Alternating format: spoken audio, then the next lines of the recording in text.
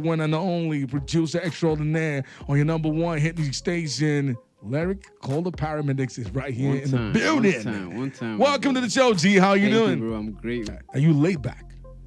Yeah, I have to be because of what I do, you know?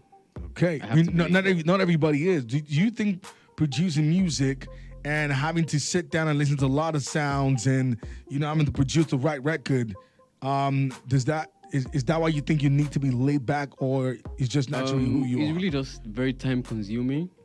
So I spend most times just going through sounds, updating my library and all that. So which session would you say has been your longest session ever? What do you mean longest? I mean the longest session you ever had. Yeah, you ever had. The longest session that you ever had. Or let me put it this way. What's the longest you spend in making a record? A record? Yeah. And how long? That's a tricky question, because a record might take 2 weeks to make. But the longest session I've had is like 2 days. Straight. 2 days? 2 days straight. Who do you work? Who are you working with? It was with what's his name again? Oh my God. You produced a lot of people. You cannot even remember the name. I swear so much. But Case no, he's not. He's what's his name? D'Banjo's brother. Oh, okay. K-Switch? K-Switch. Okay, why did he spend 2 days to make that record? Why? It was for my The Lost Sounds album. Okay. We started recording at like 3 p.m. and we ended the next day by like 2 p.m. That's crazy. Yeah. That's the longest big session. record. They had Casper and your vest on it and K-Switch. It was a big record. Crazy. It had to be right. He had to be right. I mean, when you're making a record, he had to be right. Yeah. And the truth is, sometimes he also comes with the type of talent you're working with. Sometimes some people are serious. Some people take time to record. I wouldn't say serious. Some people are on the go. Some people like to take the sound, go take back, their time. listen to it, and then That's good. That's great. That sounds good to me. Now, when you talk about Leriq as a person, right? Are you the type of guy that is what they see they get? Or, you have a different alter ego when you're in the studio, or a different guy. For example, I think I have a different personality. You definitely do. Exactly. When you're on the stage, you're different. I'm a different guy. Different person. So is that the same with you? No, it's what you see is what you get. What you see is what you get. That's very good. Now, you have grown to be one of the loudest producers. Let me put it that way. Let me explain what I mean. You don't talk much, but your work speaks a lot about you. Yeah. What are the mistakes you've made as a producer that you corrected over time? Because it's not easy just staying there. You're not very outgoing like that. I don't see you as that kind of guy. But your work is crazy. I mean, it is everywhere. Just direction of energy. I direct more my energy into making undeniable sounds rather than be all over the place. Is that a shot? It's not a shot. It's just who I am. Okay. I'm just talking about myself. But I know people have told you that. I don't really see you out there, right? But if you want to see me, if you need to see me, I'll be there. Okay. So what's that thing that's gonna make me see Leriq and he's gonna be there? What do you mean? What I mean is, you say if I want to see you, you'll be there. Like if I have to be at an event, I'll be there. But if I don't have to be, like I mustn't be there, I can afford not to be there. So what are the two things that will bring you out? Let me just say one. First of all, because that thing that what you said sounded like, if you got my money, then I'll come out. Yeah, that's number 2. What's number 1? I must like what's going on. I must appreciate what's happening. So yeah, that's number 1. So typically, are you the type that will ask questions before you go forward? Definitely. Oh, that's great. Now let's talk about the music, right? Now, 2020, Twice as Tall, whether we like it or not, that album was one of the best albums that ever came out of Africa, right? Crazy time. Now, so good that he won a Grammy. This is I just want to break it down with, people at the time you worked the Burna. Yeah. Have you always worked the Burna from day one too? Was there a time that you stopped working together and you guys came back on Twice as Tall? I would say stop working because our contract was over at that time. Okay. So we just...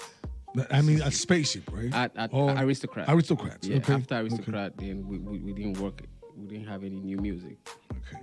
But we started working from Twice as Tall all over again. Do you think that had to happen? Were you waiting after you got some work? And did you think that had to happen? Did you think that was one of the magic? I think it had to happen because he as an artist, he had to grow differently. Absolutely. As a producer, I have to grow differently because being too much together can just confine the music, confine the sound, and limit the growth. So it had to happen, and we're still working. That's great. That's great. And for me, that album, I feel like crazy. It was crazy. It was doing was that spiritual to you? Did you see it making it to that level? In a way, I did because of the circumstances around the project. It was right in the middle of Corona. I couldn't shuttle to the studio. I had to move into the studio. I was there for like 2 months in the studio, just working. There's no way the music won't be great. So you were really sure about this one? I was really sure about this one. Wow. Okay. Really sure. Okay. Because we had collaborations from all over the world. I worked with Mike Dean and Timbaland on songs, and there's no way. You're very humble. You know that, right? I have to. Look, you just said that. Like, I worked with Mike Dean, Timbaland, just like that. I mean, there's more to come. So why get excited over now? Looking at you, you worked with a lot of big stars, a lot of people. Like, but is there anybody you still? Because for me, in my head, I think, you've done it all. Mm-hmm. But now, is there someone you still like to work with? That I've worked with before. You've not even worked with before. It could be a producer, an artist, or someone you even worked with before. You want to work with them again. It's not a trick question. Don't worry. I would like to work with Two-Face again. Mad. I would like to work with Vector, the rapper. I haven't worked with Vector before. Really? I haven't. Vector. And he was on the show last week. Oh, that's crazy. How we can make that happen? We can make it happen. And the thing is, he's a phenomenal rapper. He is. A musician. Let me put it that way, not a rapper. Let me just put it, because his mind, he did the first live session. Now let me just say, this is crazy, right? We're making you make a record in the studio, make a beat or whatever it is. Your production live. He was the first guy who did it last week. Oh, he did? Yeah, he did a live session here. Like he was rapping or he was making music? Yeah, he was making music. No, he rapped. He had a band, and he was. Oh, wow. And it was so nice. Oh, wow. So you're the second guy that's doing that. And I just mentioned his name. It's crazy, right? That's it. Magic happens on Superstar Wednesday. Whether you like it or not, have you ever made a record and you knew this was a hit record? Most of the time I do. So which song did you know that your instincts was clear that this is a hit song? Like to Party. Yeah. You know, the thing is, that song is a song that came out at the time people were not ready for that type of sound. Mm-hmm. And were you not scared to put out that kind of record? Were you not scared that was Burna not scared that he wanted to put out that kind of record at that time? Actually, we weren't. We weren't, because we were in a different headspace musically, and we knew this product was A1. And A1 is A1 anywhere. Yeah, because that song changed. So there's a thing about sounds, right? You know, sometimes you move and it changes the trajectory of the area. And then at that time, you know, it was like he's slow partying down. Mm-hmm. Like you could party. We're trying to have fun, Yeah, and still be buzzed. You get what I'm saying? Mm-hmm. So I felt like it was a very, very critical decision. Now, let me put it this way. If I was in that room, I might probably have gone for what it was more obtainable at that time. Yeah, and said, no, let's not put this out. Was there anybody who said, no, let's not do this at that time? I don't think so. Everybody was in tune with the music. The whole team was like, we had nothing to lose, really. And it was obvious because the party was... We had nothing to lose at that point. It was big. And sometimes you need to disrupt the status quo to make an impact, you know? Wow.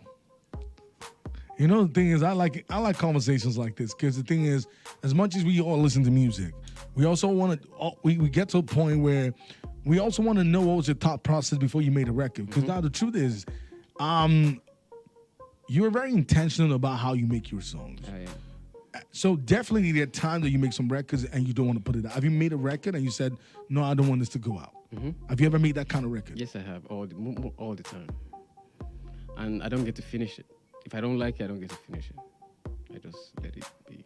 Have you ever given anybody that song and say, take it? Or have you ever done that? Where you know that you didn't finish it and you don't want it, but somebody else used it? Or you wouldn't give it out if you don't like it? Let's make a new song. If I don't like it, we'll make a new song. Okay. We'll make a new song. Okay.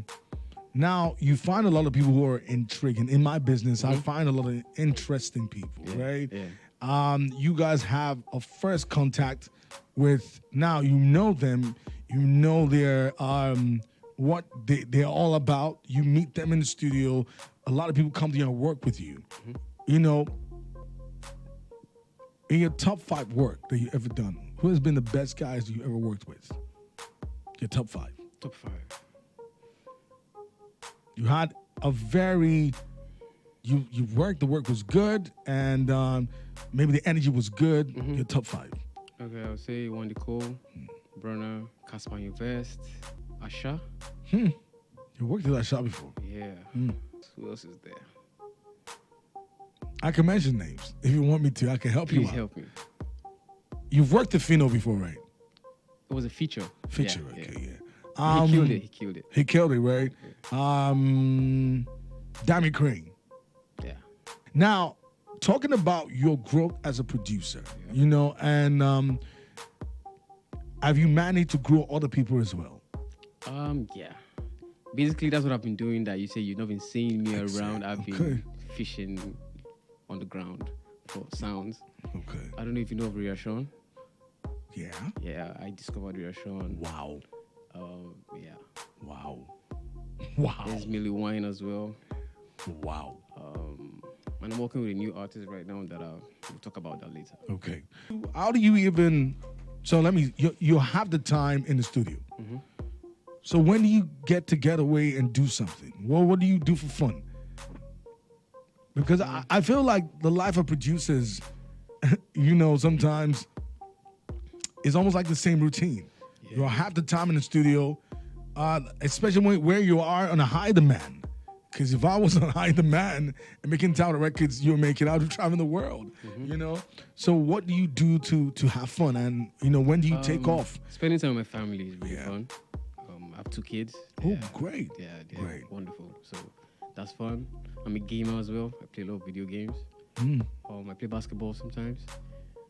But do you travel? Music is fun. Yeah, I travel. Music is fun for me, so I don't see it as work. So when you say what do you do for fun, I'm like, okay, that's your hobby now, right? Yeah. I said that too. It's like your job is not your hobby. And I think that's the best job you can ever do when you're having fun while you're doing what you're doing. I think it's a good thing for me. So you managed to do that. So being a dad and making music and doing all of this, you know, so how do you keep, because sometimes no family. How do you keep that together? I think it's balance. Sometimes with the kids, sometimes in the studio, sometimes with the madam, sometimes with, you know, everything is allocated. You have to balance everything out. That's key. So let me give a typical example, right? If I come to a home studio of yours, right? And I know, listen, people have habits. So what do you do now? This is your home. Do you make records with people at home?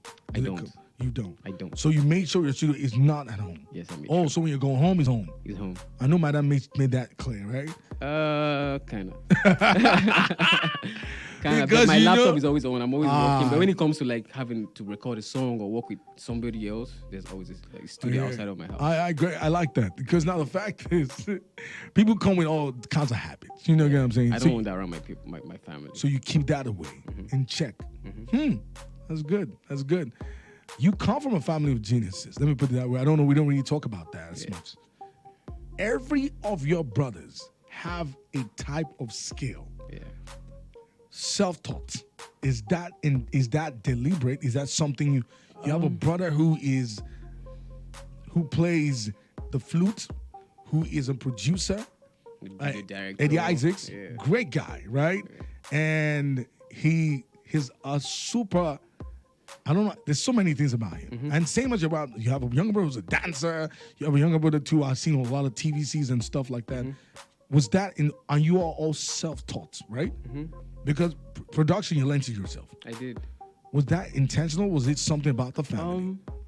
Okay, let me give you this story. Yeah, when I started making music, at a certain level, I had to write this jump exam and wait for my results. So I was at home doing nothing. Okay.